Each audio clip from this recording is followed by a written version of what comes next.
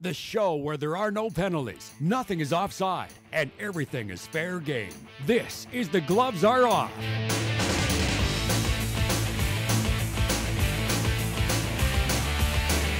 Welcome to this week's edition of The Gloves Are Off. I'm Moses Woldu. We got a great show for you, great topics, but first we got to get to our guests. And Greg Buchanan, great to have you as always, CPCA radio announcer and Junior B Bandits general manager. How are you? Not too bad, Moses. All right, and Jeff Graham, awesome to have you on. Thanks. Really nice. You are a golf aficionado.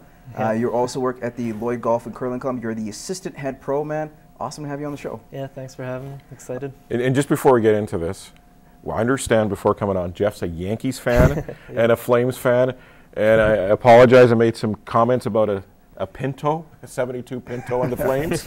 Yeah, you can keep putting paint on it, but it's still 72 Pinto. Yeah. So I apologize for that, and I know you're still in mourning about Iginla. Oh, yeah. And we won't even touch on the Yankees thing because, Perfect. well, a Yankees fan and a Flames fan. It's not a good year for you, 2013, that's for sure. But you know what, guys? Let's start off with, I guess, the Calgary Flames in its essence, right? We're talking about the NHL trade deadline. It came by, it went. We're now about a week into it. You've seen some of the players that made the moves, make the adjustments, play with their teams, and actually do very well. Ryan Clough, for example. Marian Gaborik in his spot, Jaromir Jagr. Whatever you want, a goal's a goal in his case. But you know what? You look at the players that have kind of moved, even the players that didn't move. Are there any winners or losers in your mind? Jeff? Yeah, I think Pittsburgh, clear winner. Look at the guys that they added without giving up a roster player, and the production that they're giving. Like UC Jokin in his first game, scores the goal to tie up the game, and then he scores in the shootout to give him the 2 points there. With them, it's just going to be whether they can dodge injury coming into the playoffs here. Yeah, and I think more than anything what Pittsburgh is looking at improving their depth on their front line as well as their back end too, and they do that. And come playoffs, you never know who you're going to lose for injury. And before playoffs, they lose Sid the Kid, and he's out for a while and loses some teeth. But you know, when you have depth in your team, you can go a lot further in the playoffs. And more than anything, when you look at hockey, we always look at it. At least my team, when we bring a new player in, you judge him. You don't really judge him for the first 5 games because a lot of times in that first 5 games, he's going to play lights out and he's going to probably play beyond what he usually does. It's after those 5 games when he gets settled in, see how he responds. Any surprises? You know, Marian Gaborik comes to mind. I didn't see that trade coming out of anywhere. You know he was disgruntled with John Tortorella, and something was going to happen. But the Columbus Blue Jackets making some serious moves. I think that's probably the biggest surprise. Or is there anything else that you think that's kind of been also another surprise for you? Big surprise was just seeing Columbus actually step up and almost be a buyer come the trade deadline. You're always used to them being in the bottom of the barrel there and not really doing anything when it comes to trade deadline as far as improving their team. But Gaborik, he didn't really fit, and there was clearly some problems with him and Tortorella, so good to see him to go play with some past New York Rangers, and hopefully Columbus can make, I guess they're a little ways out now, so. Surprise or not surprise is all the talk of goaltenders out there. And of course, Bobby Lou not getting moved, Kipper not getting moved. And there was so much talk before the deadline of what was going to happen, and quickly find out that nothing was going to happen. Yeah, Roberto Luongo, you mentioned it to Greg. He was a guy that said his contract sucked. He didn't get dealt. I like that contract. Give it to me, Bob. Well, yeah, and that's the thing. It didn't suck when he signed it about 2 seasons ago, 2.5 seasons ago, but it does now, and of course the situation's definitely changed.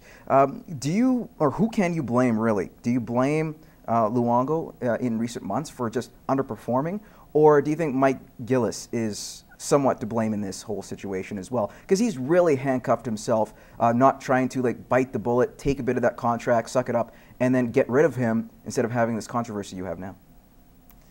You can't really blame Luongo. We're all going to sign that contract, right? So it does suck, and it's just going to hurt the Vancouver Canucks going forward with the salary cap going down next year. So you'd like to see the guy get out there and play on a team and not be sitting with a ball cap on the sidelines, but at the same time, he's making a lot of money. You have to kind of, it's hard to blame Roberto Luongo, but at the same time, you got to blame almost both sides here. There's got to be a little give and take. He doesn't want to be there anymore. Who's kidding who? He comes out in that news conference and says what he says about his contract sucking. He definitely wants to be moved out of there. And it's going to happen in the summertime. It just matters who's going to eat up his contract. No, he had a great conversation with Ray Ferraro before the game started, even during it. So I'm sure he'd have time there. But guys, what are the chances of Luongo actually moving by draft day this summer? And if you were a GM, what do you think you'd get in return for a guy like that, especially with his hefty contract? I think, yeah, he's probably going to have to move before the draft day next season. But I don't know what you'd. That's a big contract to take on for somebody that's underperformed, but you got to remember he's a gold medal winner. So yeah. Do you think you'd actually get maybe a couple, like a first-round pick? Yeah, you got to get a third or first, something like that, or would you get a player off the roster? Player too, I think. Okay. Yeah. I think we're playing too much into this. I don't think you're going to get much for him at all. I think Vancouver's willing to suck it up and get very little if somebody's going to take his contract.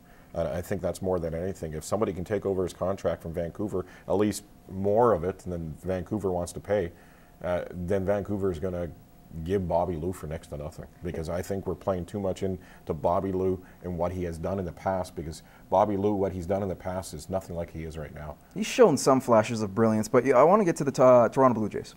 Not necessarily the greatest in terms of starts. That's obviously below 500.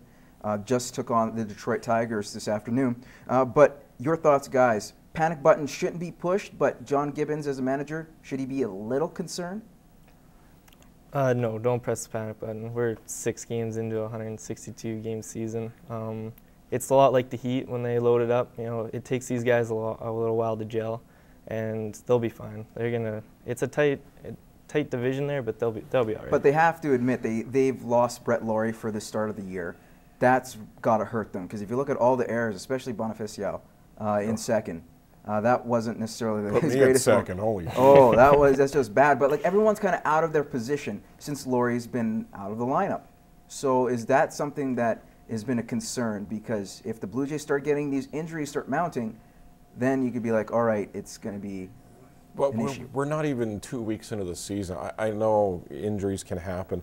I think more than anything, if we're sitting here and we're still talking about this at the end of May, then we have some issues. I think more than anything, you have some great players in that team. It just matter of them gelling together. R.A. Dickey, the great thing about knuckler ballers, they can either be sensational or they can suck. And R.A. Dickey, in the first 2 games of the season, yeah, he's kind of been on that He's got to verge. be outside. Yeah, he's been on that verge of sucking. But at the same time, you have to realize for knuckleballers, when they're throwing to a catcher that misses the ball at least 3 or 4 times a game, he's more worried about that catcher catching the ball than he is worried about throwing the ball. And when he can concentrate just on throwing the ball and not worry about who's catching it, making sure they are catching it, and then he's going to be a lot better. I think that's what it comes down to. But you know what's also interesting too as well? I just mentioned that dome thing.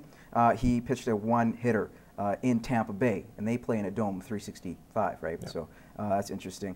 Your thoughts, very quick, on Brett Laurie's injury? Is that going to be a concern? Yeah, you can't replace Brett Laurie. He's a very feisty guy out there. You know, maybe his emotions get a little bit too much of him, but definitely somebody you want in the lineup. He's a young superstar, and he'd definitely be helping the team right now. But injuries are a part of the game. He'll come back, and they'll get through it. And the Blue Jays will be scary when that happens. When we return, we got some great topics to come up, especially Tiger Woods. Will he win the Masters? A few of these guys will kind of tell us what's going to go down in a bit.